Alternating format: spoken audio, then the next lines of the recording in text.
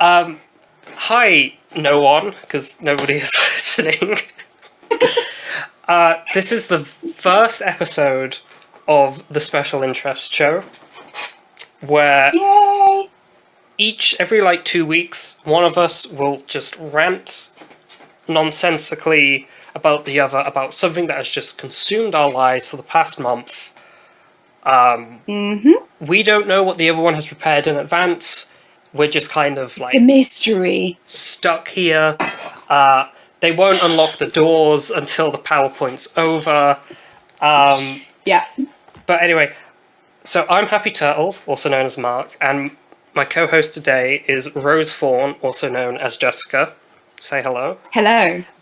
Hi. We are here of our own free volition. Don't listen to anyone. No one is holding us at gunpoint. There's not, bear with me, there's not, an animal forcing me at gunpoint. Just bear with us, okay? We wanted to do this. Bear with us for a minute, just... Yeah. So, as this is, the first episode, I'll explain the format a bit, so we don't have to in future episodes, and if anyone gets lost later on, they're just going to have to listen to my terrible recording it's your and fault. editing. You just got to come back here. Yeah, you got to do your homework, buckos.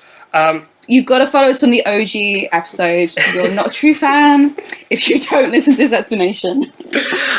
So every 2 weeks, one of us will host a PowerPoint of a random topic. The other one cannot leave. They are forced to endure of their own free will. And they have no knowledge in advance. Instead, they're just given a clue and see if they can guess it from this clue. And this week's clue... I was trying to do a drum roll, but then I realised that it would just really mess up the audio. You also did it a bit too early as well. You started doing the drum roll while you were speaking. See, I think too quick. That's my problem. That's my superpower. I think just too smart. Quick. Yeah, I'm 3 faults ahead. But so this week's clue is this topic. It is a sin, a super boring one, but the whole world relies on it. The world would just implode if we didn't do this. Okay. Are we talking 7 deadly sins? No. This is mentioned in the Bible kind of sin. It's a biblical sin. It is a biblical sin. Sloth. No, that's one of the 7 deadly sins. I thought you said sluts. I did theology. Sluts. I'm trying to put my theology degree to good use here. Is it laziness or I don't know. I'm trying to think what's a boring one, because all of the sins can be, because greed isn't that boring, I guess. Okay. I'm thinking 7 deadly sins as well. Give me another clue. I'm getting rephrase stuck. Instead of boring, I would say it's not interesting. Huh? So it's not interesting? Yeah, emphasis on the word interest. Interest. No, you're losing me. No, I'm not picking up on it. Okay, it's usury. Oh, okay, usury. Okay. Yeah, this PowerPoint is usury, and then how we just kind of stopped caring about it, and how the whole world relies on it. So yeah. I'm intrigued. So this PowerPoint is going to tell what is usury, early workarounds, when did we stop caring about it, was this shift, I've misspelled inevitable, was this shift inevitable? And then I just kind of, and then this is why I have you on after that, kind of talk a bit about the theological but also culture war implications of usury. Yeah. Of usury, yeah. At the end. So, first things first, usury, what actually is it? So, modern days, it's just defined as excess interest, so loan sharks, payday loans, being seen as predatory, and it is condemned in the Bible a lot. Interestingly, that's my only knowledge of the world of the word is from the Bible. I don't think I've heard it outside of a biblical context. Yeah, and in the Bible, it's just any interest is just seen as usury, and it is like interesting. directly condemned quite a few times. The most extreme is Ezekiel 18:13, which is, whoever takes advance or accrue interest, shall he then live? He shall not. He has done all these abominable things. He shall surely die. His blood shall be upon himself. The Conservatives should get on this one, honestly. Like, the Conservative evangelicals, get on this one. Yeah, it's also a few other translations I've read. Instead of his blood shall be upon himself, it will be he shall surely die, and it will be his own fault. So, like, you know, usury is seen as like is seen as a mortal sin. It is seen as like you deserve death if you charge interest. Oh wow. But like the whole world is in debt. Like the world relies on I know, interest, that's the thing. like mortgages, deficit spending. Like the whole world has kind of seemingly stopped caring about this. Stop caring about interest. That you're so right. Yeah, because like aren't all countries like in debt to other countries, like ridiculous amounts of money? Yeah, there's like lots of imaginary debt to other imaginary debts. Is there interest on that? Yes, because that's how government bonds works. You can like.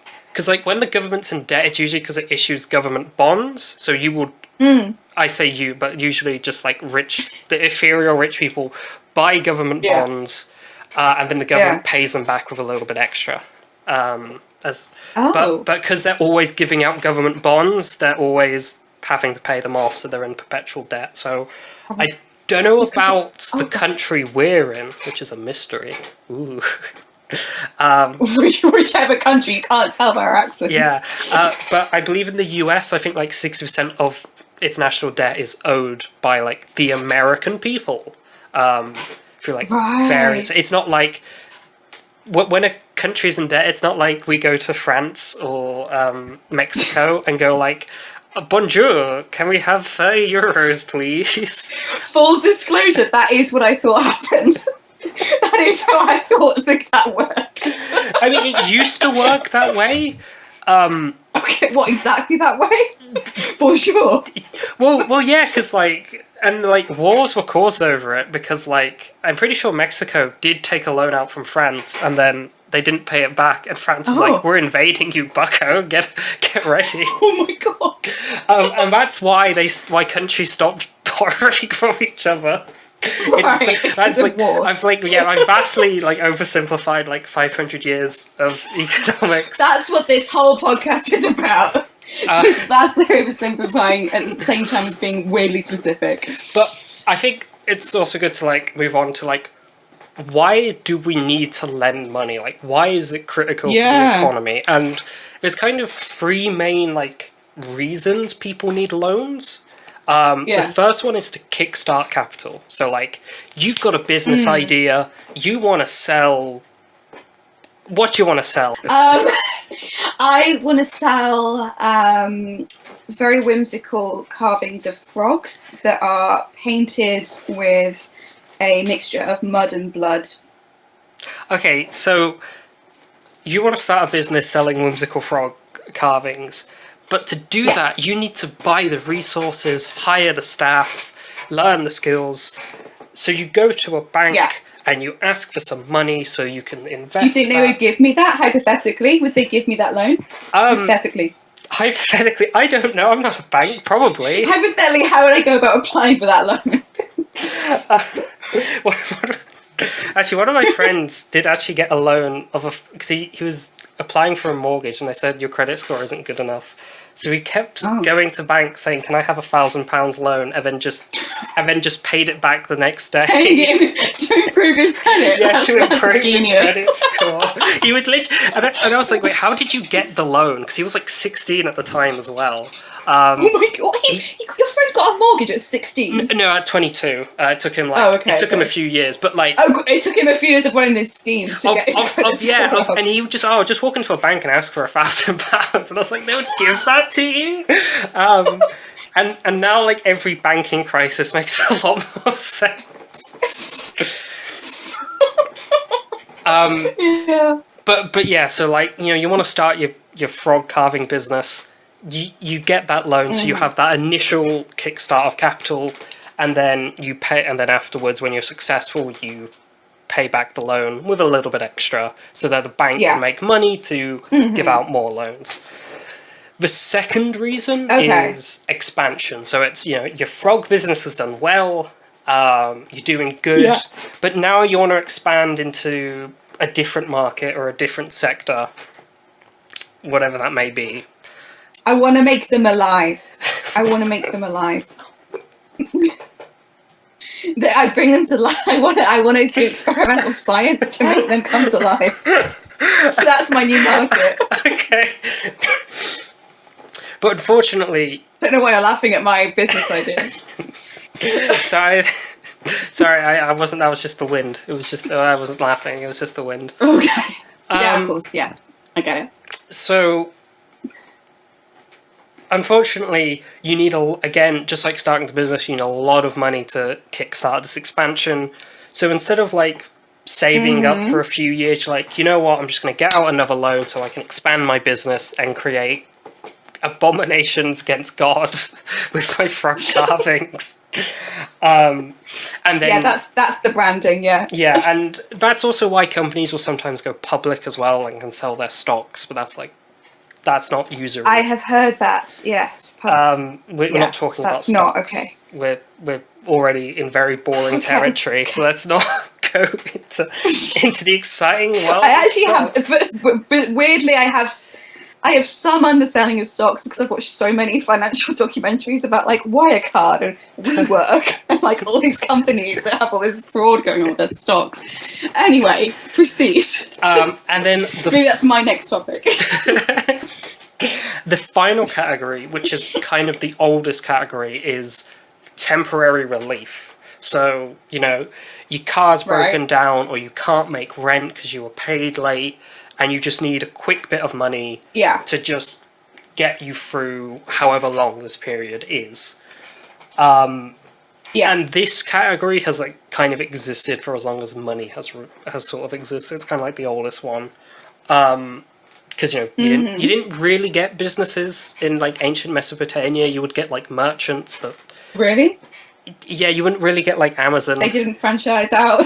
well, no, because, like, you know, like, let's say you owned ancient Mesopotamian Amazon, and you're like, hey, Mark, go down to Babylon and start my Amazon branch down there. I could just go down to Babylon and then just claim it for myself, and then you couldn't do anything.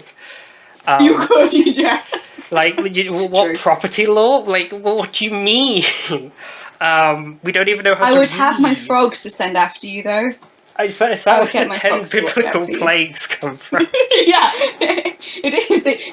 It's all based on me sending my frogs, my locusts, my river of blood after you because you stole my franchising idea. Again, I'm vastly oversimplifying, but this third category of temporary relief has kind of always existed, and it's always kind of been like frowned upon the most because that's where you get payday loans, loan sharks, you know, people preying on the vulnerable. And I want to talk about this a bit later, but essentially that is kind of where a lot of the arguments against usury come from. It's like, it's to stop people preying on the weak. However, you know, businesses have like existed for a long time. People have needed money for a variety of ways. So there were early workarounds, and by early workarounds I'm talking just about from like the early medieval period to the start of the Renaissance. And I'm going to talk in sort of broadish generalizations because that's a long period of time, and there's a lot of like nuance, which I did not have time to go into it. But some of the early workarounds, there's obviously most infamously the Jews, as they weren't Christian. Yeah, I'm seeing that on the PowerPoint, and I was like, yeah, that the Jews. Yeah, you know, they were able to charge interest. I think they were given explicit permission in one of the Lateranian I'll have the correct pronunciation on screen in post. but I think it's the Fourth Lateran Council. They were like, yeah, Jews aren't Christians, so they can charge interest. Like, they're going to hell anyway. So like, so but oh, so it was like a government, like, secular kind of law, as opposed to, like, because obviously it's still, Ezekiel is still a Jewish text, right? Like, that, did they not see that as applying to them? Like, so if I'm being entirely honest, I didn't have I most of my research was on Christian and Islamic banking. I just did not have enough time to like look up the Jews. Yeah, true. It's a whole extensive. Yeah. Yeah, but from the Christian perspective, it was like it's not a sin for them to do it because they are like outside the church, so they can do it. And they were kind of then pushed into this role. And I know in some Italian city-states, they would engage in the Jewish population would engage in practices that modern Islamic banking does to avoid being accused of usury, and I'll talk about that later as well. So I do think there was some awareness on the Jews' behalf to be like, hey, maybe let's not do this, but I didn't look into that. Because I was just too busy looking at like the Christians and Islam that I just I didn't have enough time. Problematic. Cancelled. Yeah. No time for Jews. Hashtag no time for Jews. Oh no! Don't hashtag it. Yeah.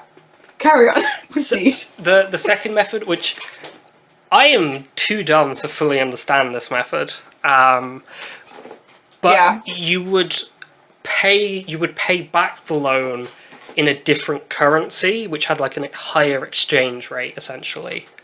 So it would be like, I would give you 1,000 yen, and then you would pay me back 1,000 US dollars. That would be like extremely high interest. But it's kind of like, oh no, it isn't usury. It's just a different currency. It's the same value. Yeah. Okay.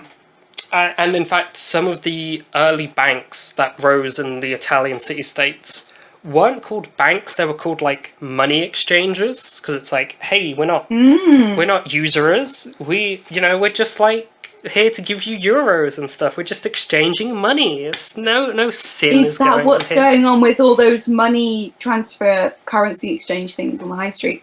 Are they doing usury? No, I think they're... Are they doing usury? No, I think they're just letting Dave and his family buy a pint in Spain with euros. I think that's what they're doing. I don't know. I think there's a conspiracy there. It isn't big banks you should be worried about. It's big... big currency exchange. So yeah, currency exchange was sort of like the second method to kind of like bypass this. And like with those two, the Jews and the currency swapping, there were like issues with them. The first one with like the Jews, they just kept getting kicked out of countries because they would like lend money to the king and then the king wouldn't want to pay it back. So we would just kick them all out. In fact, Edward I, when he expelled all the Jews from England, he said they're all usurers and they're scamming my people. And it's like, my brother in Christ, you put them in that position. So that kind of couldn't be like a stable foundation for banking because they kept getting expelled, persecution, all sorts of bad vibes. The currency swapping did gain some traction, but currencies are unstable. They fluctuate, and it kind of became hard to calculate. And then that leads us on to the final category, which did kind of evolve into like interest. And these are extrinsic titles. So like 3 types of interest that the church didn't consider interest. Okay. The first one was, and this was like the most contentious one, it was like opportunity cost. So it would be like, oh, he's not charging me interest, he's just paying me back the money I would have gained with that money if I had invested it in this grain field or like done something else with it. So it's seen as like, oh, okay. that It's like money speculative. was actually worth Yeah. more.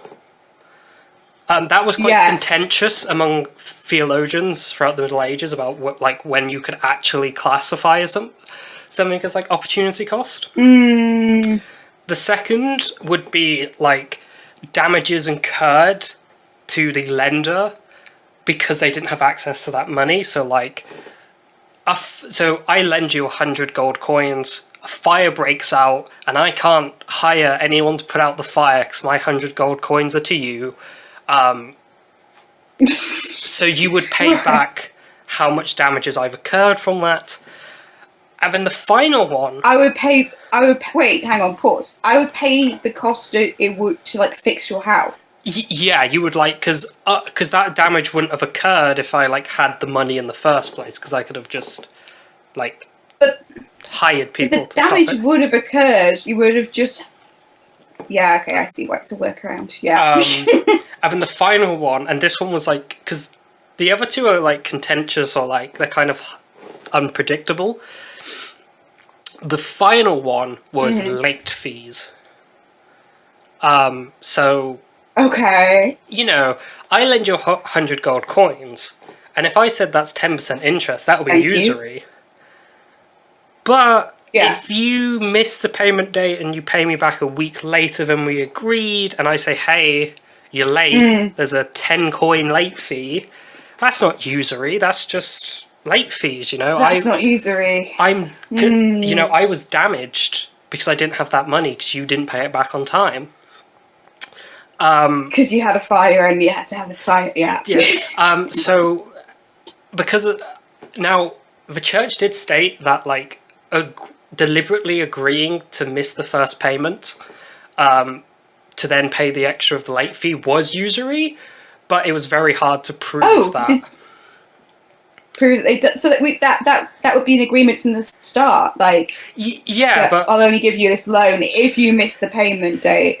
Yeah, well, so there was kind of, within early banking, there was this, like, unwritten tack that you would always miss the first payment to then, like, do the late fee. Because you could take out a loan from the Medici's family, pay it back on time, not pay any interest, but they're never going to loan to you again. They're going to be like, this bucko pays his stuff on time. His credit score is too high. So... Yeah. The banks operated on this unspoken agreement that you pay it late. If it was discovered, though, that was usury, because kind of if we get to this nice little timeline I made, yes, I like this. Around the, like, 13th century, the definitions of what is and isn't usury began to change, because we got those workarounds that I just talked about. But, like, the biggest distinction is that there was usury and investment. Usury is you give money and you expect more back. You know you're going to get that extra bit back. Right. While with investment, there's a bit of risk. There's a bit of unknown. Oh, the risk element. Okay. So the church kind of decreed it is usury when you are expecting more back from a loan. So all those exceptions I laid out, they're meant to be, oh, you can get extra in case this happens, but you shouldn't expect this to happen. You shouldn't expect it, okay, only, Yeah, so it's only in the case of this, oh, well, it's fair. And that's why investment was seen as, like, not a sin, because, hey, sometimes investments just don't work out and you lose your money. Tough luck, there's a risk bucko. of it. Oh, that's interesting. Yeah. And interestingly, the word interest, we see from this time period the word interest actually take on its modern meaning, which is, you know, a bit extra on a loan. Before this, people just used usury to refer to any extra on a loan. However, when so it just, because the Latin origin for interest basically means damages and fees. So, like, this late fee idea just kind of became so normalized but it was kind of integrated into the meaning. Yeah, and now people say usury is excessive interest. Right, but normal interest is accepted because it's like, oh, you could always have been doing something different with that money. Like, is that the idea? Yeah, it's kind of like that's a bit shit, though, isn't it? It's a bit. I don't like it though. It feels a bit predatory. Well, so over sort of the next like 300 years, this sort of method of banking became more and more popular. It became more and more normalized until we get to 1545, where good old Henry VIII legalizes usury. Of course he did. Of course he did. So okay, the law is a bit weirdly worded. So usury isn't technically made legal because at this point the word interest still doesn't mean what we know to mean interest. People still use usury. Yeah. But he basically says, hey, if you charge less than 10% for your loan, you won't be charged with usury. But anything over that, you will be charged with usury. Okay. So this kind of more or less set the interest rate to 10%. So like this was like, okay, guys, you, I can see you're breaking the law. So like, here's this workaround. And he was also influenced by Martin Luther, because the Reformation's happening at this point. Yes. And Martin Luther and John Calvin were kind of like, you can have a little bit of interest as a treat, a little bit of usury. It's not that bad. I didn't know that was one of their. I studied this, but I never looked. I never cared about their financial stances. Yeah, this is a very boring topic. No, but like, what was their standpoint of that? Was it because of their more kind of free interpretation of the Bible? That's underestimated. That's not a great way to characterize the Reformation. Yeah, but was it because they were like reinterpreting the Bible? They were like, we maybe don't need to take this at face value. So, So it's kind of because the arguments against, there was quite a few arguments against usury, but the most popular was that it's predatory. So it's like, oh, this family, this like widow and her orphans, her husband died in the 7th war against France this year. This predatory moneylender is going to give her a loan, and then she's going to be in perpetual debt because of all the interest rates. Right, because of the interest. Yeah. And the Protestant thinking was like, well, if the interest rate is low and it's for like businesses, it's not that bad. It's not going to be predatory. Right. It's not predatory. Yeah. And I can see that reasoning. Throughout the 1600s, we kind of see interest rates become more and more normalized, and it like we start seeing the word interest be used instead of usury.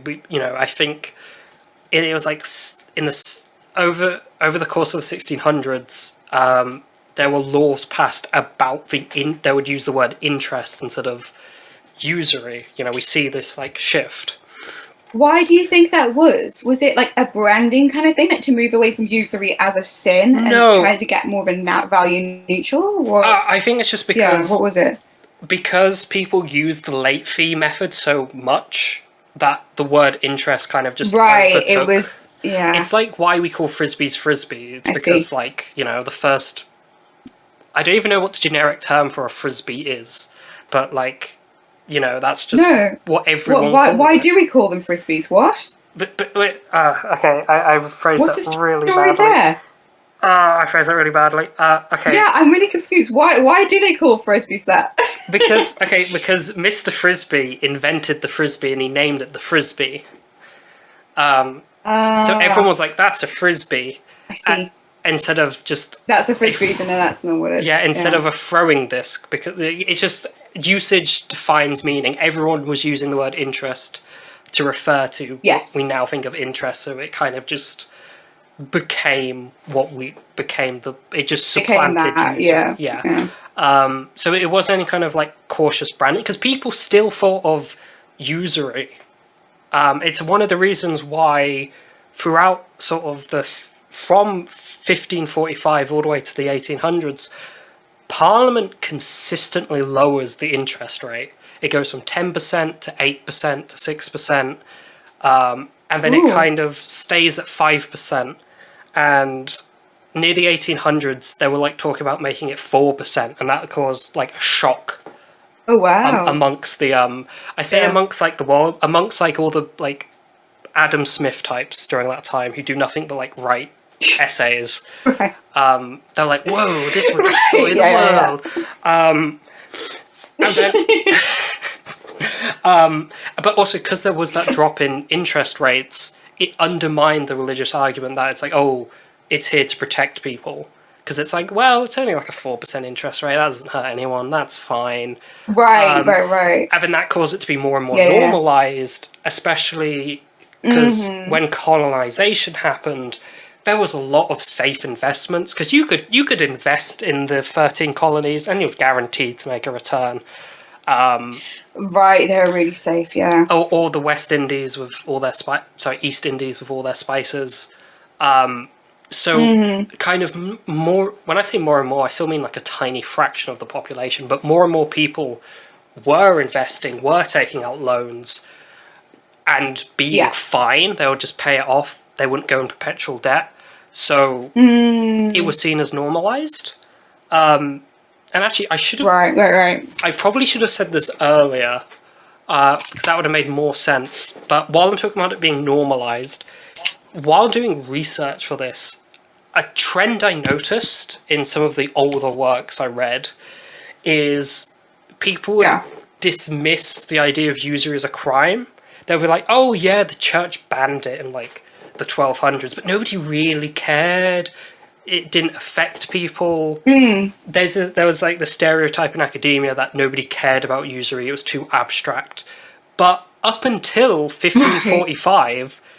it wasn't uncommon for the English courts to prosecute usury cases every year. It was like not a common crime, but also not uncommon.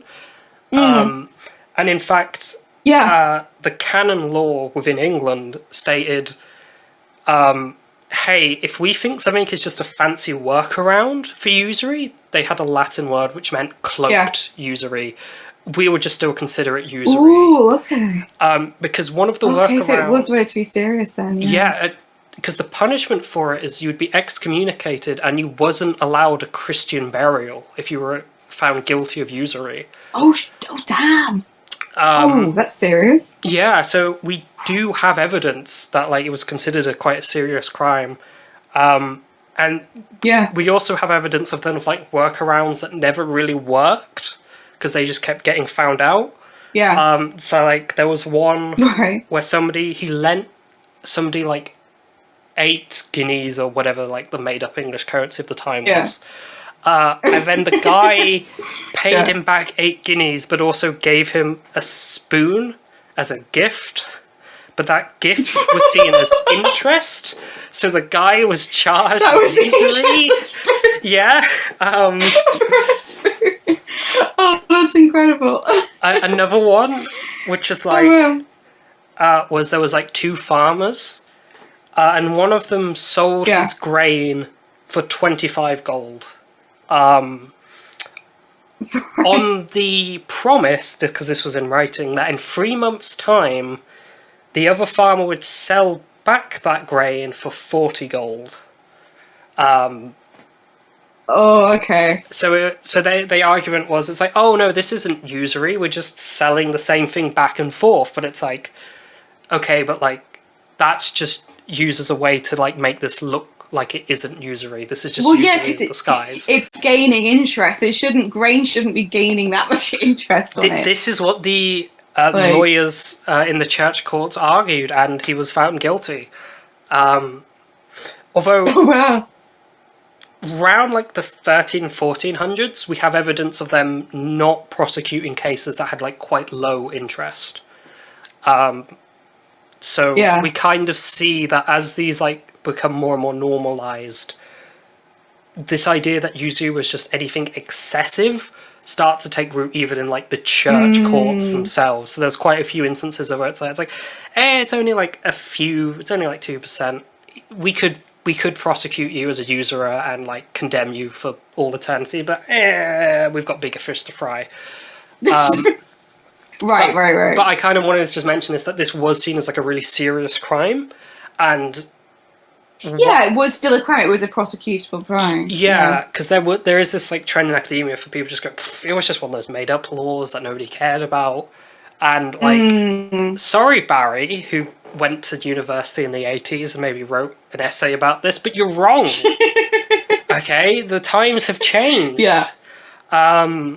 And all the time when these interest rates were introduced, when they were lowered, there was a big theological argument about it, even in like the Protestant world, which was like more accepting of interest rates. They were still like, hey, where's the line between usury and just a loan?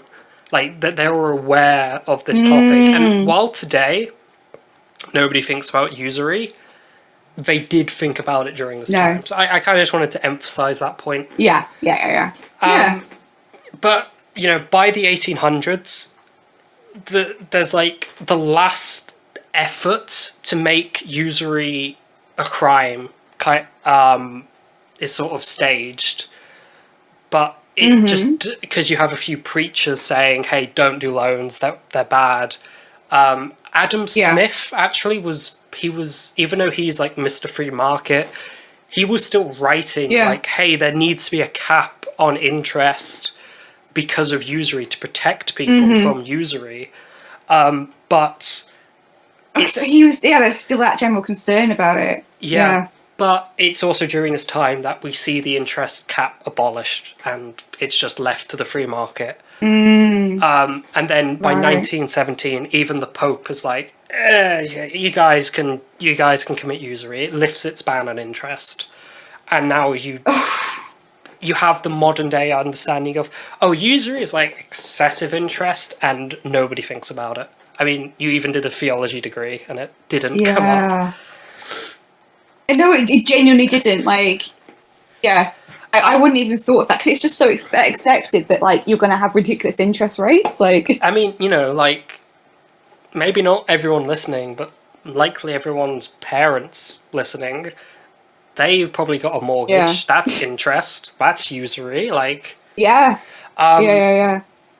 So, and interestingly, actually, one of the arguments consistently brought out during this time for like why we should allow it is they would go, well, actually, it's good if we regulate this rather than having it happen in the like black market. If we like, it's like similar for the arguments for like drug legalization. It's like, it's better like they can do it in a safe way.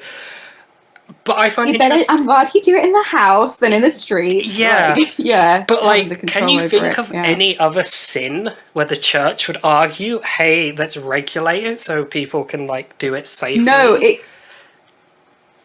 I can't really. No, is there any, particularly like the Pope is surprising me. Like the Vatican lifting the ban, like that's really, like that's not, that is bizarre. What was their motivation for that? Did they want to take out loans? Like, I think they do today, what was the but point? I think it was more like they were just like, it's a lost battle. It's all like, so there's no like. They just didn't want to keep fighting. Like, you know, I mean, it wasn't. It was like only a few decades later, the Vatican II happened, and they were like, okay, we won't be in Latin anymore. We won't blame all the Jews. It's true. So you know, it was kind of. It was kind of like same level. It was kind of just like a shifting of the times, but also interestingly, if he had done if the Pope had done this like 100 years beforehand in like the 1800s or whatever, I think there would have been a huge controversy about it. But when he did it in 1917, there was little fuss. People didn't really care. Because most people were doing it anyway, so they're like, okay. I guess it's interesting, that cultural shift. Like, what was it in the 20th century? Do you think that kind of started making people care even less about it? To not get too. The war was the war. I don't think it was the war. I don't want to get too like soy, but I think People were just very like alienated at that time with just the working conditions, Right. with the rise of capitalism. Yeah. I think people were just like too detached, and it was such an integrated part of the world that it's like. Sorry, one sec.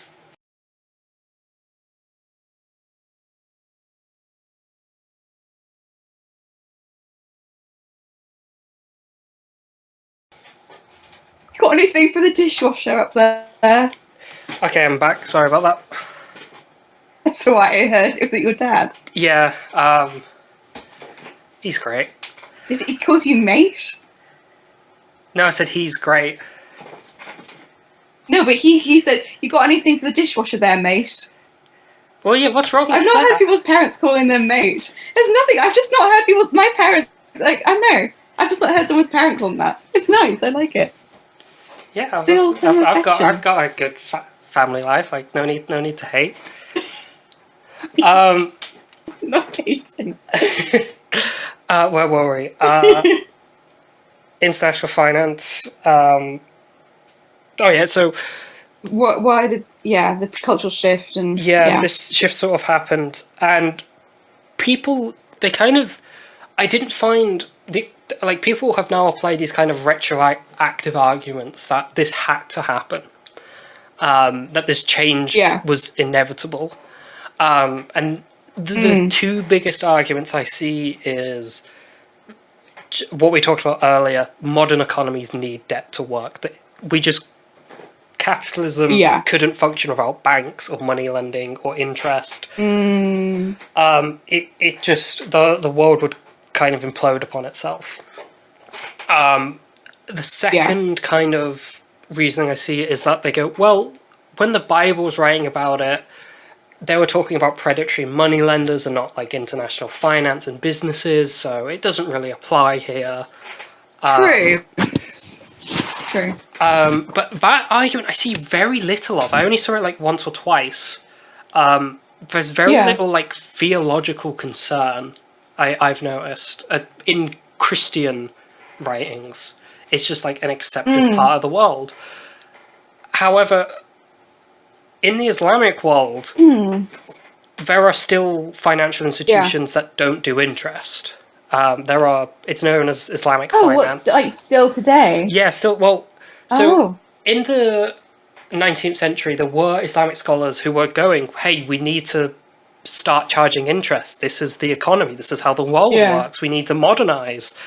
But then in the 60s and 70s, there was this kind of financial revolution in the Islamic world to be like, no, we will not give in to this Western decadence. We got the rise of what was known as Islamic banks, and they would use a variety of alternatives, but the biggest one is known as profit sharing. So essentially, the bank would give you a loan, and then instead of interest, you would pay them an agreed percentage of the profits you make. So it could be 10% of the profits made in your frog business would go to them, and that could exceed a 10% interest, or it could be like nothing. But that is considered allowable within the Quran.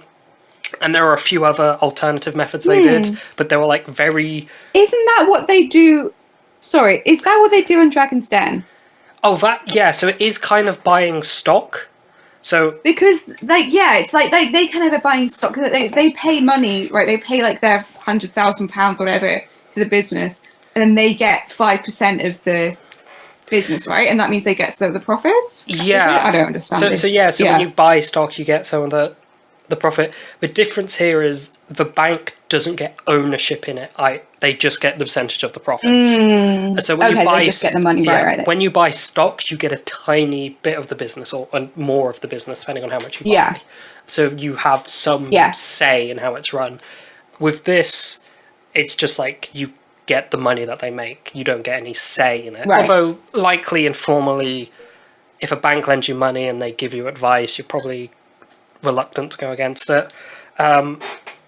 There's also some other other methods they use were a bit too complicated for me to fully grasp. Like with mortgages, you don't pay interest.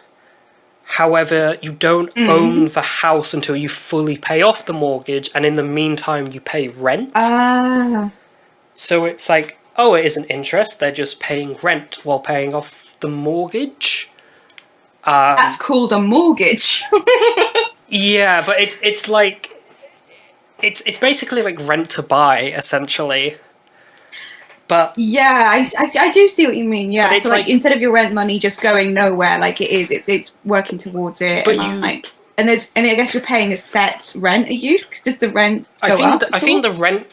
So it's kind of like they're detached. So you would pay £100 every month to your mortgage, but then you would also pay an agreed upon rent because you're also renting it out because you're not given ownership of the house until you've paid off the mortgage.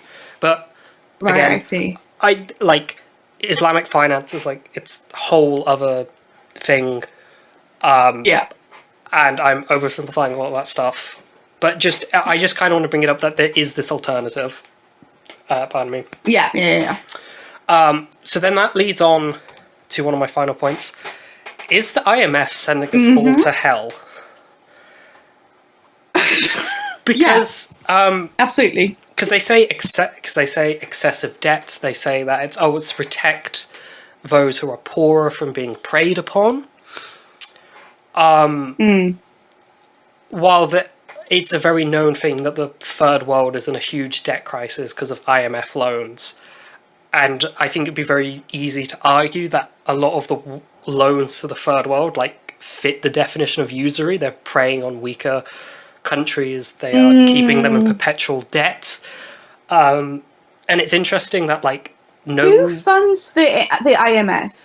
Sorry. It's like I don't Where actually they get know. their money from? I think it's it's like everybody gives them. One sec, I'm gonna quickly Google this. Yeah, I thought it was like everyone contributes, but yeah. Weird, because so the UK took out an IMF loan, and they're notably one of the few developed countries to take out an IMF loan. Yeah. IMF stands for International Monetary Fund, in case anyone was wondering, by the way.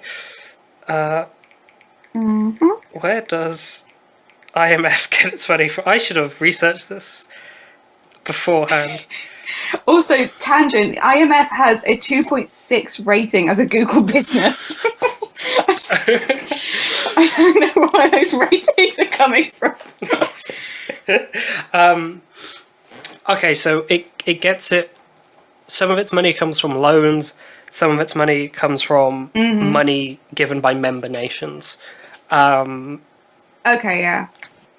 Okay, but yeah, these, especially with the third world, these IMF loans usually come with a lot of strings attached. Like, hey, you have to run your economy this way. You can't implement these policies. Yeah.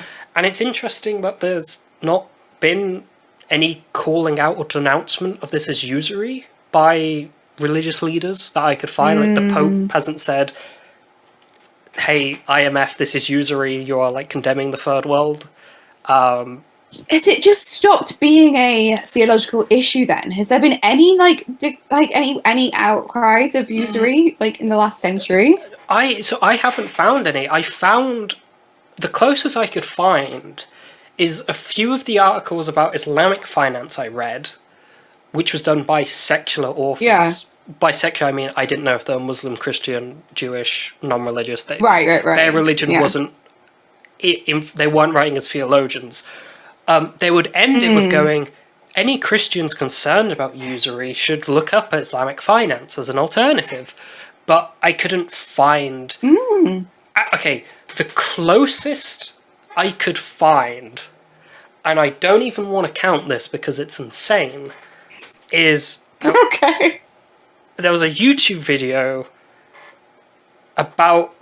I can't remember its title, but it was essentially about usury and how Jews kind of went into the money lending role, which we talked about earlier. Yeah.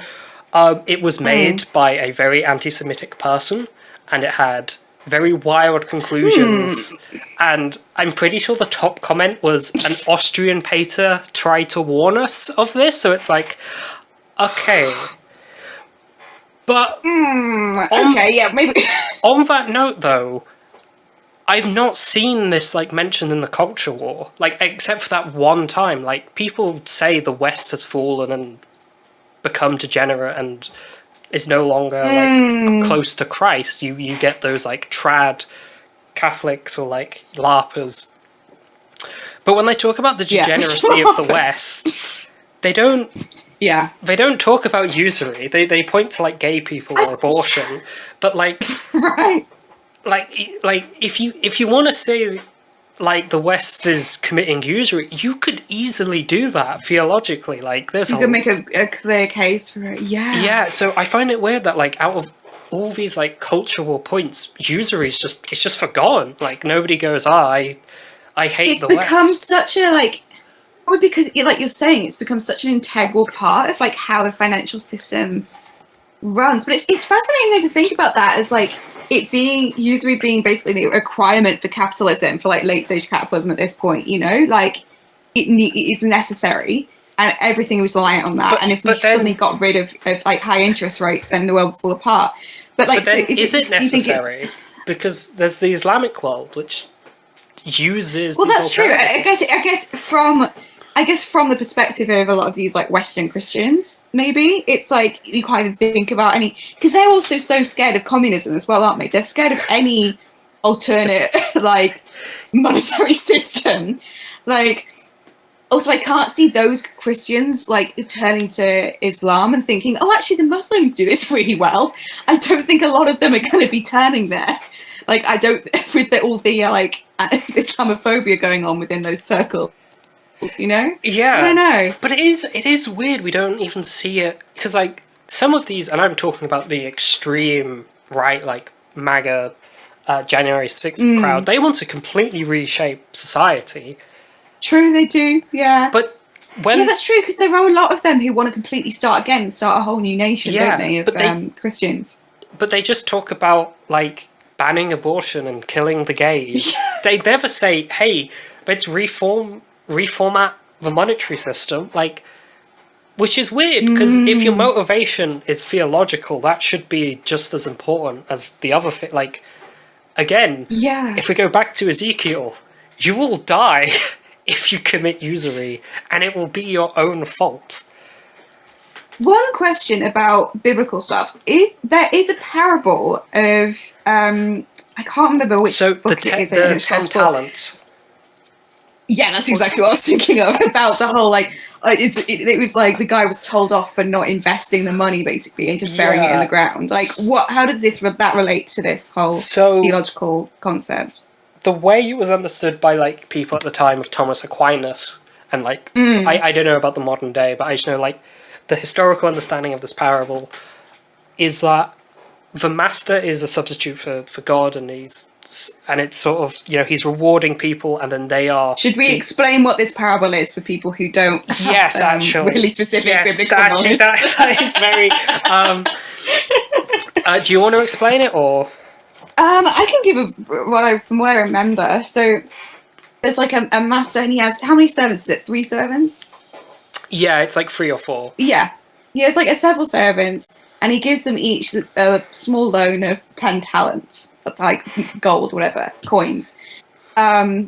And then like the parable is basically about like what each of them did with it. And so one of them, what do the other 2 do? It's kind of vague. It's just like they were industrious, and like one of them doubled the money, one of them just made more money, and the master's like, hey, let's all be happy. Like you have profited, you have multiplied. You've done something good with this money. And then the other guy literally just digs a hole in the ground and buries it, and then takes it back up again when the master wants to see what he's done with it.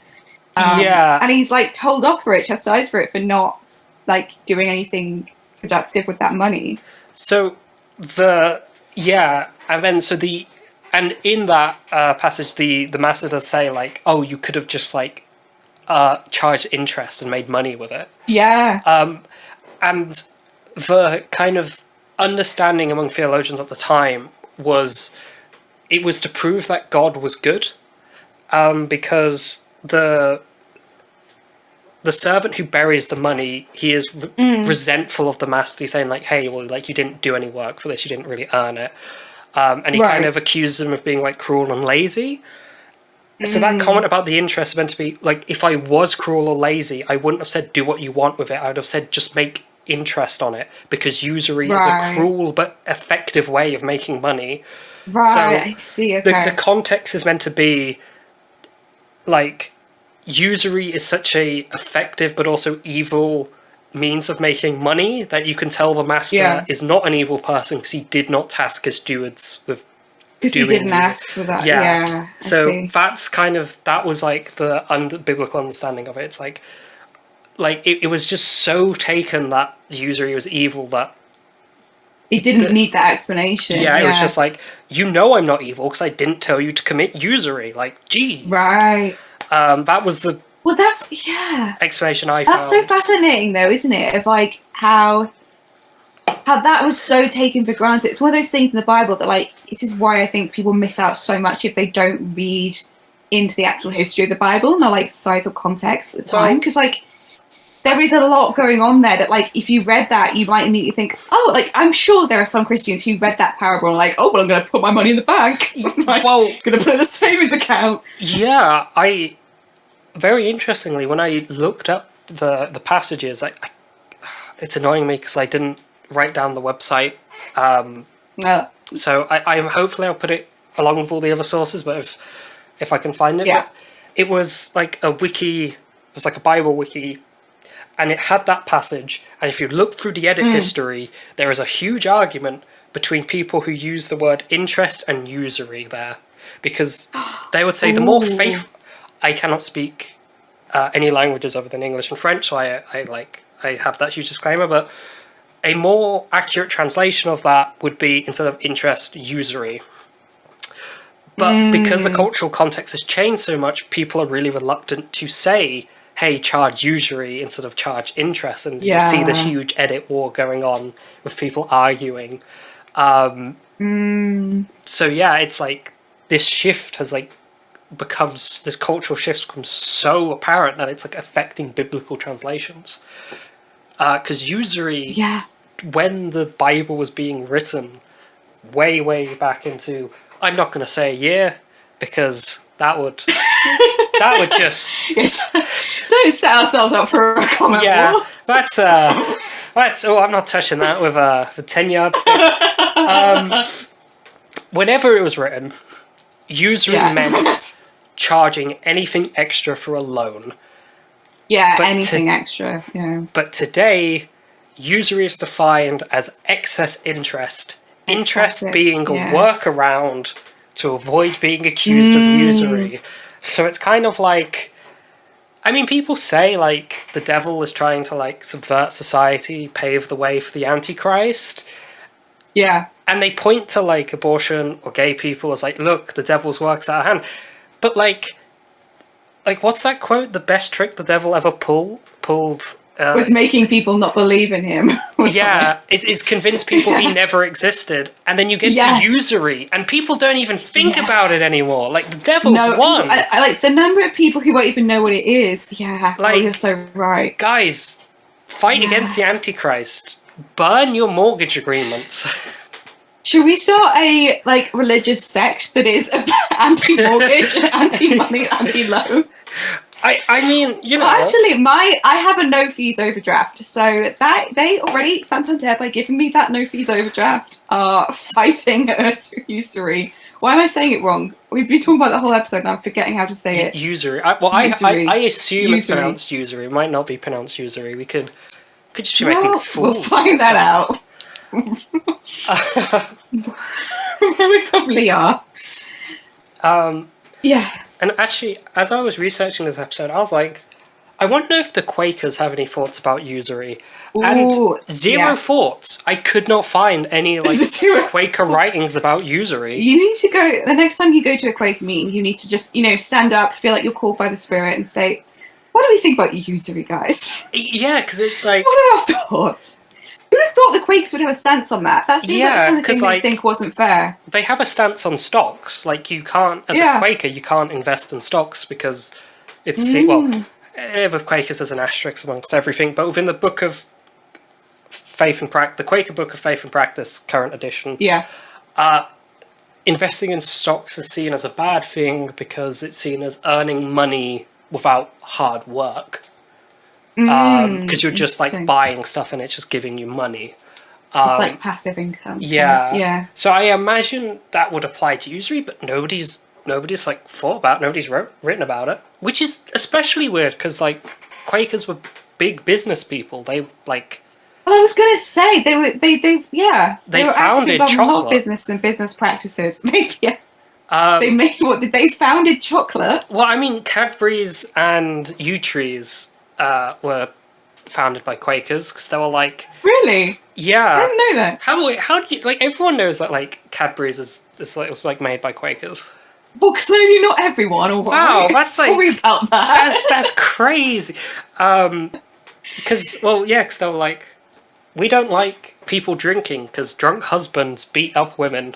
So let's that was like one of the big motivations for like prohibition at the time. It was like this weird like proto and then later like actual like feminist lens. Yeah. It's like alcohol is bad because drunk people beat women. Because drunk people. Oh wow. Yeah. So they were like, true. What if we sell people chocolate so they will stop drinking because they'll be addicted to chocolate instead? Addicted to a different thing. Yeah, it was like chocolate. That's incredible. Chocolate was kind of just sold as like this like alternate. It was like the vaping. What vaping is the cigarette? So I was like, hey, like put down that whiskey and pull up a Hershey's. Oh, that's incredible. And yeah, it didn't work. That's incredible. Yeah. It clearly didn't work. Yeah, it clearly didn't work. Although interestingly, in Bourneville, which is where Cadbury's was founded, and like the whole town was just built by Mr. Cadbury. Like Willy Wonka's chocolate factory. Yes, except for they had good working conditions. And they didn't have slaves? No. Actually, Quakers did have a lot of thoughts about slaves. So. Oh, really? I didn't know that. Yeah. And it wasn't until 2021 that alcohol was allowed to be sold there. Oh wow! Like it was, there was a small Tesco, and they like sent everyone a letter, being like, "Hey guys, we're going to be stocking wine. Is everybody okay with this?" And everyone's like, "Like yes, of course. What the?"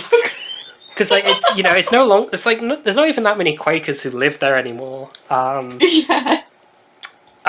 But yeah, so it's so funny that they still checked with everyone. Yeah, they were still because it was because everybody knows Bourneville. Supposedly, everybody knows Bourneville. Oh, it's like chocolate Quaker place. Yeah. I just knew chocolate place. I didn't know the Quaker part, to be honest, as we've established. But yeah. Well, you've clearly never been to Cadburyland because they have like a little like museum. And they have a big face. I have actually been to Cadburyland, but we couldn't get in because the waiting time was too long. So we literally just like drove back. There's a bit where they have it's either a bust of, and it's like hung on the wall almost like a deer's head for some reason.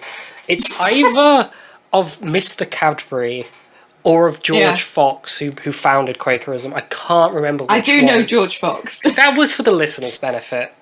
Jessica. Okay. That was for the listeners, okay? Because, like, I would be very surprised if anyone knows what the hell a Quaker is.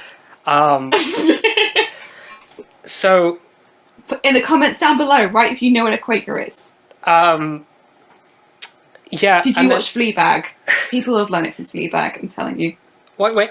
Did they mention Quakers in Fleabag? Yeah, she goes through a Quaker meeting. I watched Fleabag twice because there were two people who I wanted to get with Did you who watch really this? liked Fleabag. Of course. Did you watch the second season? Yeah, because there's the priest. Yeah, because so when she's dating a hot priest, he takes her to a Quaker meeting house, go and get her in touch with spirituality, and she stands up and she says, "I don't think I'd be such a feminist if I had bigger boobs."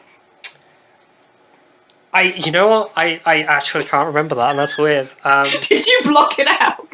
Well, yeah, because you're just too focused on trying to get with these people. Well, I didn't get with any of them, so like, I guess I just memory hold the whole thing. Although interestingly, I was at a games cafe, playing a game of Warhammer, and I was overhearing a conversation because there was like some people playing Call of Cthulhu on the table next to me. Yeah. And one of them was like talking about Quakerism. And I was like, oh, hey, I'm a Quaker, like, what you're talking about. And she like gasped and went, you guys are real? Because she had just made her character a Quaker in Call of Cthulhu, and she just assumed they were like part of the Lovecraft mythos or something. And I was just like, yeah, we were like, we made Cadbury's and helped abolish slavery, like. So funny. She just read like the source book for Call of Cthulhu and just. Oh, that's so funny. Yeah, it was like she looked at me as if I went like, yeah, I'm a Jedi or something. I was just gonna say, imagine from her perspective though, you've made your character like an elf or something, and then just someone turned around and you're like, I'm an elf. What a magical moment. Yeah, that was wow. That was an interesting. That was the day when like my my Warhammer tank got confiscated because they thought it was drugs. Oh yeah. That was a hell of a day. Classic story. We'll put that on my Patreon. The non-existent Patreon. Yeah. We're gonna make it. Look at 100 subscribers, we will make a Patreon, and we'll do a story. If this video gets 1 million likes, we'll make a Patreon. So hit those like buttons, folks. But yeah. So that's like. Everything I've like that. This is the end of the PowerPoint. This is like what all the thoughts I have I'm about on the notes page. Yeah, that was just because I had to keep closing tabs. So I was like, I'll just copy and paste stuff here in the notes part of the PowerPoint. Yeah, and yeah, I've learned a lot. Yeah, I just find it crazy that like nobody talks about this. Like, guys, the IMF is sending us all to hell. Like, well, I do remember you. I think you sent me a few months ago a message just saying, "Why doesn't anyone care about Usury anymore?" And I was like, "What?" And for context, Mark spends a lot of typos in texts, and just nonsensical messages I have to decode. And I honestly thought it was one of those, and I thought, oh, hang on, no shit, that is a word. Like, well, yeah, because like I was like, well, Jessica did theology. Usury is a theology thing, so I'll ask her, and then classic. I was like, I don't know. Classic Jessica knows nothing. Zero thoughts, and I was like, no, zero thoughts, head empty, I'm just stupid, you know. I was like, I'm Ken enough to research. I'll do this myself. You don't need to wait for Barbie to. Yeah. I can't wait for Barbie 2, where they just become theologians. And Barbie explains the Eucharist. The wafer where the body becomes the body, you know, the blood and the wine and the thing. See, I guess I'm not Ken enough after all. You just can, you know. You've just got to accept that. It was a good effort, Ken. Yeah. That was interesting. I feel like I learned a lot from that. I'm now going to be thinking about that a lot. I am going to be trying to go through a lot of Christian forums and see if anyone's complaining about it. Just because they definitely should be. Whenever I walk past Lloyd's Bank, I'll think Agents of Antichrist. Yeah, definitely. Definitely. But yeah, so if anyone somehow listened to this whole thing, first of all, are you okay? Is everything okay at home? Like, that's not even like, haha, only insane people listen to this. I more mean like, did you fall over when you accidentally clicked on this video? Like, are you okay? Like, an empty account, no subscribers, nothing. Just thought I'll listen to I don't know how it's going to be 2-hour podcast about Usury. Like, I deliberately said to you, I'm picking the most boring topic for the first one. Because we didn't think anyone will listen, and we thought if we could make this good, then that means that it will definitely succeed. Maybe there's like a cult though out there that's like really against usury, and they're gonna like really love our podcast. I want to find it. Genuinely, someone track this down. I am going to be trying to track down any Christians against usury. Should we make it? Like a Facebook group, Christians against Christian moms against usury. Because you that should be the. Go on. I was gonna say it should be the new charity that you fundraise for. You know all the fundraising methods to do it ethically. So we should make a charity and go on the streets. Christians against usury. But what would we use the money for though? How would we fight it? Well but to give people non-predatory loans? No, we we do it to pay off damages. No, we use it to take down the IMF. Yes. Humble goals. We can take down the IMF. They were already on their way out. The 2.6 star review on Google. We'll start the Facebook group, Christian Moms Against Usury, and through that we will buy every bank in the world and ban all interest rates. Thus fulfilling one of the forgotten prophecies of Revelation. In setting into play the old apocalypse and the reckoning and second coming. Yeah. We're just really agents of Christ, and we just one of the 5 horsemen now. The 5th horseman is anti-usury. The 8th deadly sin.